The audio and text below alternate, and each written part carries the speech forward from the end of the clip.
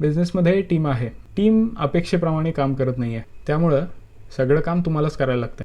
आणि at the end of the day विषय काय होतो, सगळं काम तुम्हीच करताय. टीमचे एफर्ट्स भरपूर कमी पडत आहेत. त्यामुळे टीम ग्रो पण होत नाही आहे. तुम्ही स्वतःचा टाईम बिझनेसच्या एक्सपान्शनमध्ये देऊ शकत नाही आहे.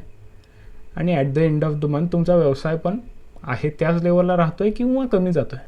आता या स्टेजला काय केलं पाहिजे? टीम तर तुमची आहे, टीम बदलू शकताय, बदला. जर उद्या पण याच प्रकारचे टीम मेंबर्स तुमचे असले तर काय होईल? उद्या पण तुम्ही हेच प्रॉब्लेम्स फेस करणार आहे. इथं आता काय चेंज अडॅप्ट करू शकताय तुम्ही? Clear communications. तुम्ही तुमच्या टीमला ज्यावेळेला एखादं काम देताय त्यावेळेला त्याची क्लॅरिटी तुमच्या टीमला दिसली पाहिजे. तुम्हाला त्या प्रोजेक्टमधून काय आउटपुट एक्सपेक्टेड आहेत याची क्लॅरिटी पहिल्यांदा तुम्हाला असली पाहिजे. दुसरी गोष्ट, ज्या वेळेला आता तुम्ही एक्सपेक्टेशन ह्या सेट केल्यात, त्यानंतर आता ह्या एक्सपेक्टेशन्स मीट करण्यासाठी यासाठी तुम्ही कोणती प्रोसेस वापरताय हे क्लॅरिटी तुमच्या टीमला माहीत असली पाहिजे.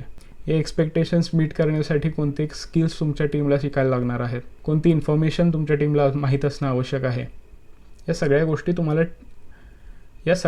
तुम्हाला तुमच्या टीमबरोबर शेअर करणं पाहिजे. या सगळ्या गोष्टी तुम्हाला तुमच्या टीमबरोबर शेअर केल्या पाहिजेत. त्या तुम्ही करताय का? तिसरी गोष्ट सगळ्यात महत्त्वाची, लर्निंग्स. तुम्ही स्वतः नवीन स्किल शिकताय का? लीडरशिप कशी करायची, टीम मॅनेज कशी करायची, मार्केटिंग कसं केलं पाहिजे, कोणकोणते मार्केटिंगचे प्लॅटफॉर्म्स आहेत, त्यावरती प्रत्येक प्लॅटफॉर्मवरती मार्केटिंग कशा पद्धतीने केलं जातं आणि त्यातले तुम्ही कोणते प्लॅटफॉर्म्स चूज करू शकता याची माहिती तुम्हाला आहे का?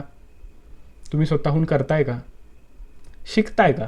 आणि सगळ्यात महत्त्वाची गोष्ट, मायक्रो मॅनेजमेंट. बरेच लोक प्रत्येक गोष्टीमध्ये चुका काढायची सवय असते.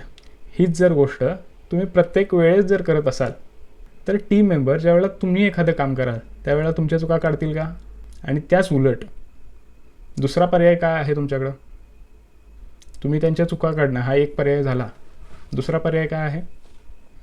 तुम्ही त्यांना ॲक्नॉलेज करू शकता काही गोष्टी अशा गोष्टी ज्यामध्ये ते स्वतः लॅक करतायत, त्या गोष्टी तुम्ही त्यांना शिकवू शकता. त्या गोष्टींची सिस्टीम्स आणि प्रोसेसेस त्यांना शिकवू शकता. या गोष्टी तुम्ही केल्यावरती काय होईल? ज्या तुम्ही लर्निंग्समधून गोष्टी शिकताय त्यातून तुम्ही अपग्रेड होतायच, तुमची टीमला पण तुम्ही अपग्रेड करताय आणि at the end of the month तुमच्या टीमची प्रोडक्टिव्हिटी वाढते, तुम्ही प्रोडक्टिव्ह राहताय आणि बिझनेस पण ग्रो होत जातो आहे.